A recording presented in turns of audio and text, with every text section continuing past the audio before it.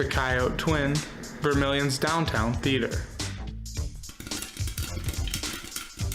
Providing entertainment Thursdays through Sundays.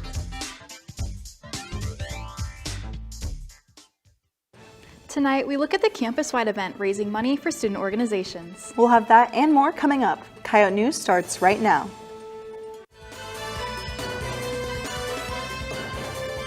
Live from the Al Newharth Media Center, this is Coyote News. Welcome to Coyote News. I'm Sydney Colin. And I'm Kylie Moore. We'll also hear about a new co-housing development coming to Vermilion. But first, campus police have alerted students about a bomb threat over the weekend.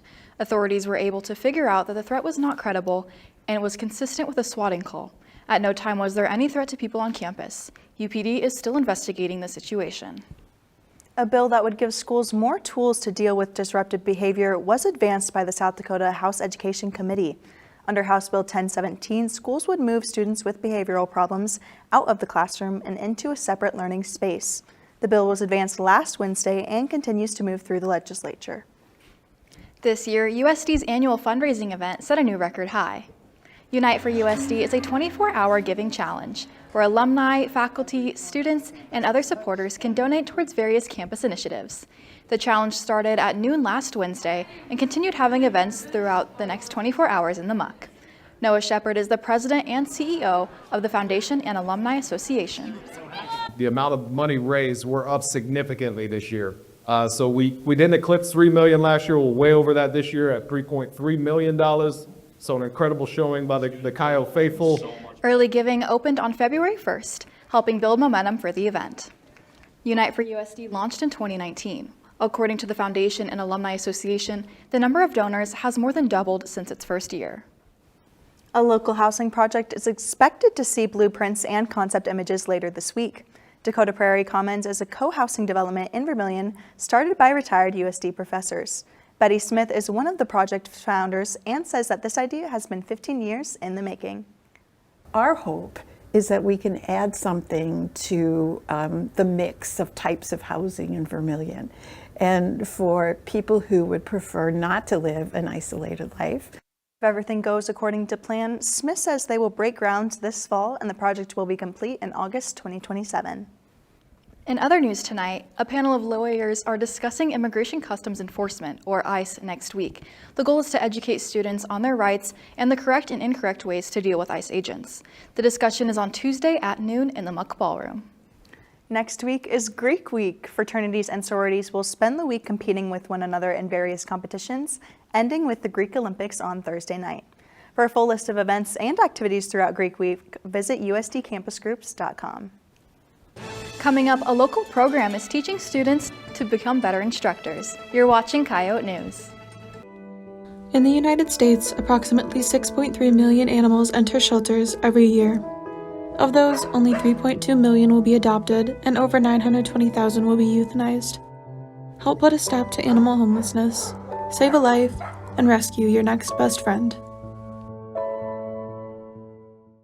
This is Coyote News. Local students are gaining hands-on mentorship experience through a USD SURF program.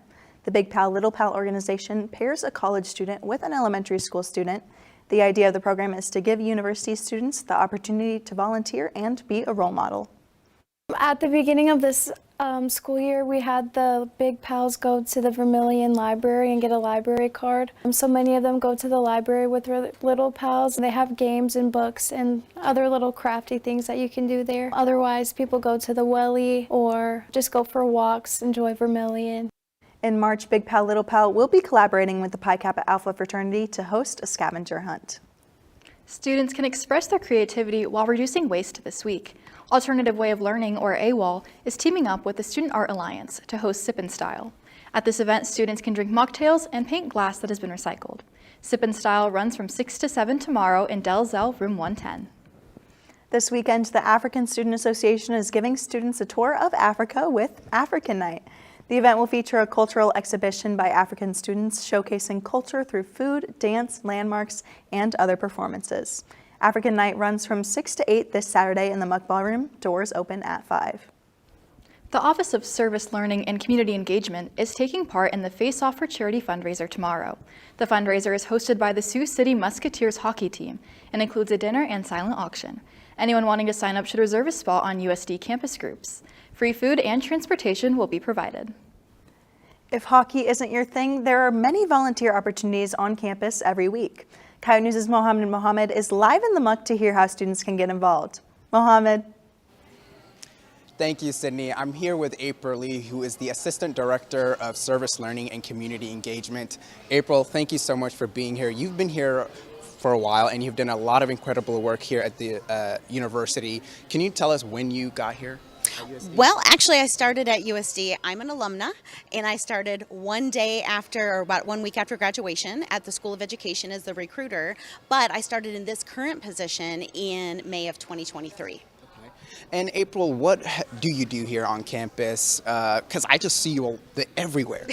Well, other duties as assigned always, but my direct function or my direct, what I'm here for, what I was hired for, is to connect students with volunteering opportunities and also to assist our community partners with fulfilling their volunteering needs. And I advise 4 of the largest student organizations on campus who also do service. Okay. And April, why do you think service is an important component in the college experience? For one thing, it's experiential learning. So it takes theory that they've learned in the classroom and they actually get to apply it to everyday real world situations. It also gets people out of their box. You get to interact with people you normally wouldn't. Lastly, it seems to eradicate biases, which is really good. And what do you think has been the most impactful thing that the Office of Service Learning has been doing for students and the community? Getting them out there and getting them volunteering. I think just getting them excited about it, getting the fear of going out and volunteering, getting rid of barriers so that it's easier for students to sign up and connect with community partners, definitely. So I would say that's been the most rewarding part. And I'm a student and I want to get involved in volunteering and doing some service. How do I do that? Where can I get that information? Great question. Number one, you can always stop into my office, which is in the Munster University Center, 219B. You can also go to Campus Groups, which is our new place to go where everything's happening. You could also join one of the student organizations that I advise. So I would ask a student, why do you want to get connected with volunteering? Is it because you need volunteer hours, or are you looking to build your community? So those are the ways that I would connect students with getting involved with volunteering. And then it's as easy as signing up on a link. And last question, what has been your favorite volunteer experience here at USD? Feed the Funnel. That's an event that my office hosts along with co-hosting AWOL, the Alternative Way of Learning student organization. By far my favorite. Thank you, April. Live from the muck, I'm Mohammed. Thanks, Mohammed. Again, if you're interested in volunteering, you can find more opportunities on usdcampusgroups.com. The Latin Hispanic Student Organization is offering students the chance to make a difference and perform some singing. Kids in Karaoke is a time to come together to assemble hygiene kits, create handmade cards for the nonprofit Journey of Hope, and sing karaoke. The event runs from 6 to 8 next Tuesday in Muck 219. The Biology Club is offering a chance to look at life on a molecular level. During their event, students can extract and inspect DNA out of strawberries to examine the building blocks of life. The Sweet Science of DNA will run from 6 to 7 on Monday in Churchill Haynes, room 154. Next on Coyote Sports, women's basketball celebrates senior night against North Dakota State. And we'll take a look at curling in Southeast South Dakota. I made a new friend today. The end. Every day counts. Many students miss school and fall behind. Okay, remember yesterday when we were talking about the bridge to Terabithia? We're going to talk about the setting today. Missing just a few days can lead to falling behind and always feeling like you're trying to catch back up. Set in the country, and it has a very conservative... Regular attendance leads to a better future and better opportunities.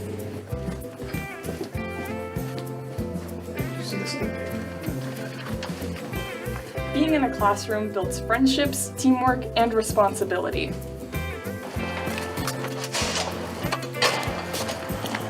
Show up. Stay engaged. Your future depends on it.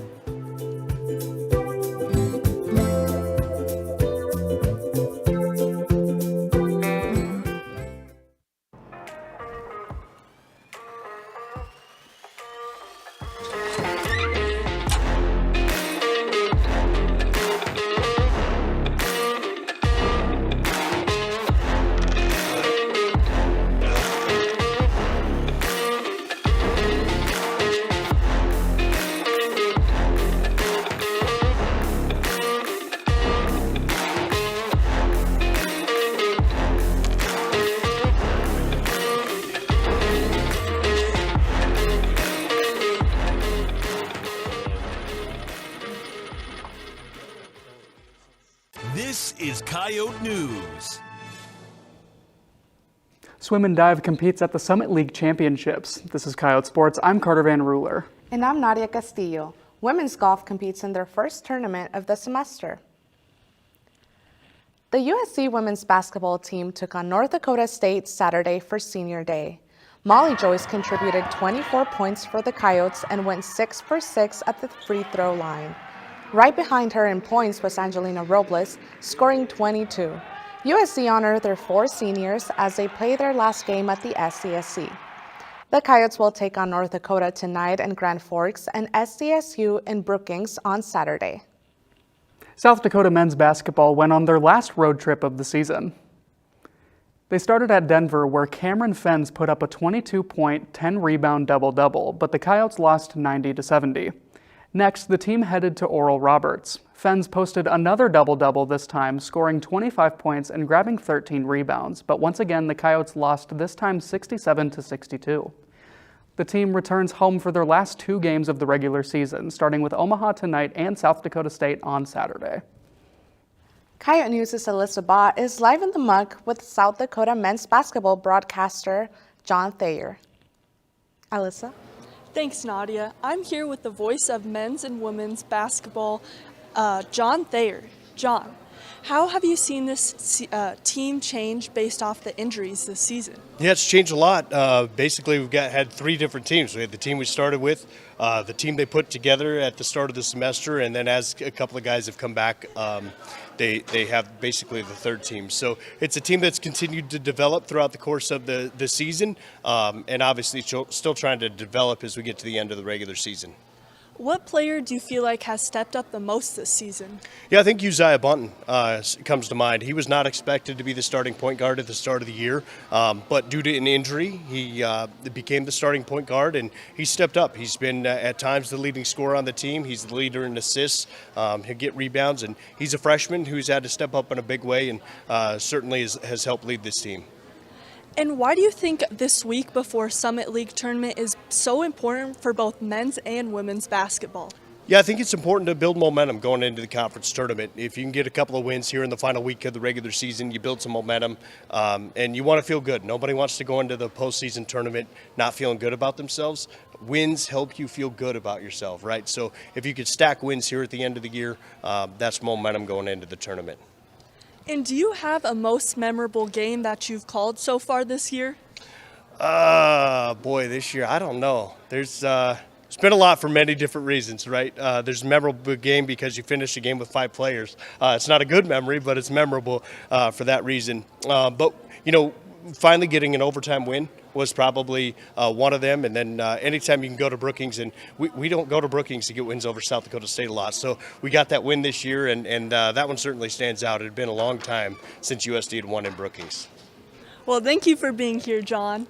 Live from the muck for Coyote News, I'm Alyssa Bott. Thanks, Alyssa. Men's basketball plays Omaha tonight, and women's basketball plays North Dakota. Curling might seem like a sport you only find during the Winter Olympics, but here in southeast South Dakota, it's closer to home than you might think. Coyote News' Abby Saylor has more on the story. Although the Winter Olympics have come to a close, interest in curling continues to sweep through local clubs. Olympic trials held last November in Sioux Falls brought the sport into the regional spotlight. Yankton Curling Club board member Juliana Ford says this surge in interest is nothing new. People see a spike in it with watching it on TV. They come to see, oh, this is kind of a fancy sport. You know, maybe I can actually give it a try. And when they actually do try, they realize, oh, there's a lot more to this sport. Members of the Yankton Curling Club say that attention is carrying over locally. More community groups have been stepping onto the ice, including staff from Carrie's Bar, who recently held a team bonding activity. They say events like this help introduce new people to the sport and grow the local curling community. I got into curling after watching the Olympics in 2016 or something like that, or 14. And I fell in love with John Schuster's team, and I go, I got to try this. The Yankton Curling Club hosts recreational leagues and beginner events throughout the winter season. For Coyote News, I'm Abby Saylor. The Yankton Curling Club will be having a Learn to Curl session March 7th. For more information on how to attend, visit their Facebook page. USD women's golf traveled to Arizona to compete in the Rio Verde Collegiate. Ava Schroeder finished 8th overall with a score of 4 over par. The Coyotes finished 13th out of 19 schools. The team competes again at the SoCal Spring Invitational on March 8th through the 10th. Coyotes women dive went to the Summit League Championships this last week. 28 Coyote athletes earned all Summit League honors, including Nick Rounds, who was named the men's championship MVP. He earned 6 gold medals, including individual wins in the 50 free, 100 free, and 100 back. Both the men's and women's teams finished 2nd overall in the Summit League. The NCAA championships will take place March 21st for the women and March 28th for the men. The Coyote track and field team split up to compete in Lincoln and Brookings over the weekend. Marlene Mula broke her own school record with a vault of 15 feet 2 1/4 inches, which earned her another Peak Performer of the Week award. Also earning Peak Performer of the Week was Sophie Amon. Amon earned a PR in the 60-meter hurdles with a time of 8.36 seconds. Jaden Damiano on the men's side also PR'd in the 60-meter hurdles with a time of 7.77 seconds. USD will be competing in Grand Forks for the Summit League Indoor Championships this weekend. Women's tennis took on Wyoming and Northern Iowa over the weekend in Sioux Falls. Kaylee Ditter-Ions was named a Peak Performer of the Week with her perfect performance going 2-0 on the weekend. The Coyotes fell to Wyoming on Friday, but were able to edge out Northern Iowa 4-3 on Sunday, with the winning point coming from Anna Medvedev's 3-set win. USD will be competing in Denver this weekend on Friday and Saturday. USD women's softball competed at the Borner Invitational over the weekend. The Coyotes fell to Wichita State, Creighton, and the University of Texas at Arlington in a span of 5 games, but beat UTA in one of the games. Kaya Johnson hit her first home run of the season in the Coyotes' win against UTA, and Cameron Kirsten hit an RBI double in the same game. The Coyotes will be back on the field at the FIU Invitational in Miami, Florida this weekend. That's it for Coyote Sports. When we come back, we ask students about their dream spring break destination. Stay with us. Vermilion Farmers Market welcomes everyone in the community, from shoppers to vendors, nonprofits, and even pets. Each market day features fresh flavors, unique finds, and friendly faces. The vendors offer a wide range of products, including meats, bread, vegetables, and crafts. The market's mission is to support local agriculture by providing access to homegrown goods all year long for the community. Join us on selected Saturdays at the Clay County 4-H Center.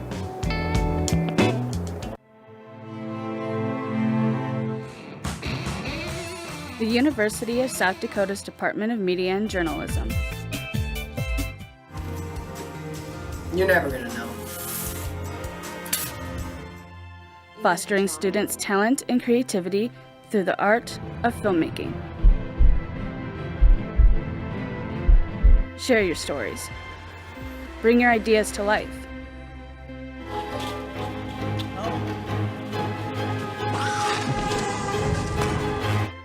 Discover your passion.